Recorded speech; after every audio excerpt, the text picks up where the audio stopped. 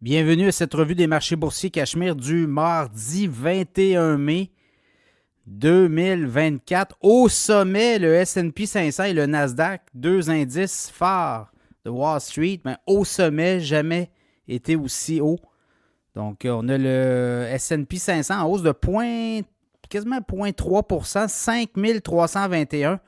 Le Nasdaq en hausse de 0,2 16 832.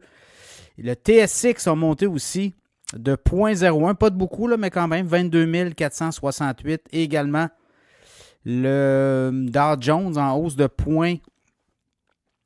donc, tout est vert, hein, 0,2 39 872. Le baril de pétrole a baissé de 70 cents, 78,60 US référence WTI. Le Bitcoin a baissé, mais il avait monté beaucoup hier là, dans la journée. Autour de, ça peut avoir varié, là, mais autour des 69 920, près des 70 000 au moment où je vous parle. Et l'once d'or en hausse de 12, en baisse, excusez, baisse de 12,60 à 2425,90. L'Ethereum aussi a explosé au cours des 24 dernières heures. Et ça fait en sorte que l'Ethereum est autour de 3741 US pour avoir une décision de la SEC d'autoriser des fonds négociés en bourse, des ETF Ethereum comptant, comme on l'avait fait le 11 janvier dernier aux États-Unis là, avec des Bitcoin, des ETF Bitcoin comptant. Donc, ça va être à suivre ça. La SEC pourrait autoriser cette semaine là, la vente. Il y a des firmes qui sont pour parler depuis un certain temps. Et ça pourrait ouvrir la porte aux Ethereum comptants. Voilà, ça va être à suivre. Sinon, la nouvelle du jour au Canada, ben, c'est l'inflation qui continue de descendre. 2,7 au mois d'avril. On était à 2,9 au mois de mars. Et là, tout descend. La nourriture, hein, à 1,4 à l'épicerie. Avril 2024 sur avril par rapport à avril 2023. L'essence a monté un petit peu. Et là, ben, l'essence pourrait baisser. Donc, vous voyez, là, ça pourrait avoir un impact pour les prochains mois aussi. Donc, ça ouvre la porte éventuellement à la Banque du Canada pour le mois de juin ou le mois de juillet. Ça va être à suivre. Il y a une rencontre de la Banque du Canada le 5 juin, l'autre prochaine, la rencontre suivante, fin juillet. C'est là que ça va jouer, là, selon certains analystes, économistes. Sinon, Nvidia, c'est à surveiller. Là. Nvidia, je regarde le titre, 953,86. Ça a monté encore aujourd'hui.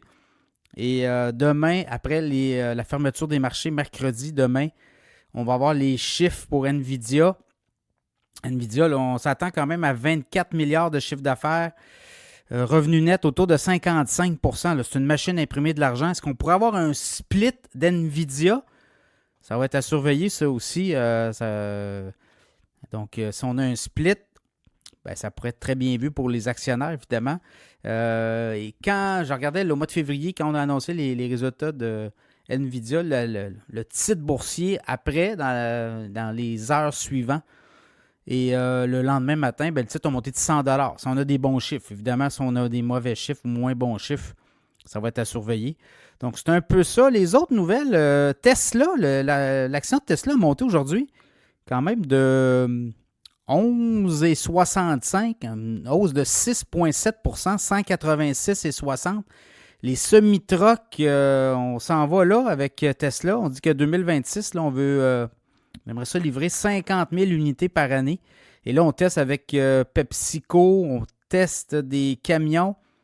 On a déjà une flotte de 50 camions. On pourrait en avoir un autre. Là. On en teste 35 et on pourrait avoir un autre test de 50 camions avec PepsiCo, sa division Frito-Lay, notamment.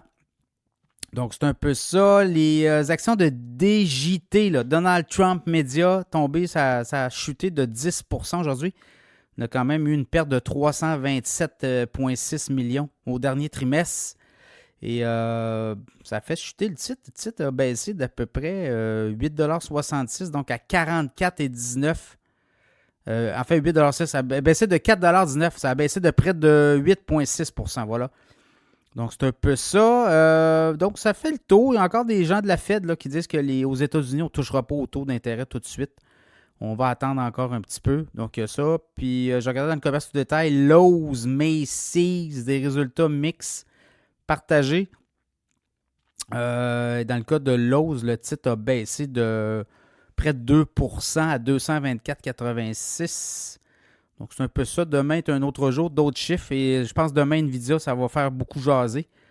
Sinon, on va voir au Canada d'autres chiffres. Mais quand même, le fait que l'inflation baisse au Canada, là, ça rassure beaucoup de gens. Et là, ça ouvre la porte éventuellement à une baisse de taux. Ça sera à suivre.